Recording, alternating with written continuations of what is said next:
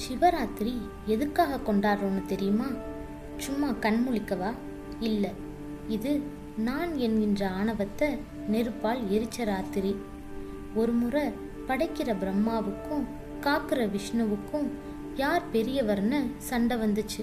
அப்போ அவங்க நடுவில் அடிமுடி தெரியாத ஒரு பிரம்மாண்டமான நெருப்புத்தூண் உருவாச்சு. இதோட அடியையோ இல்லை முடியையோ யார் முதல்ல பார்க்குறீங்களோ அவங்க தான் பெரியவர்னு சிவபெருமான் சவால் விட்டார்.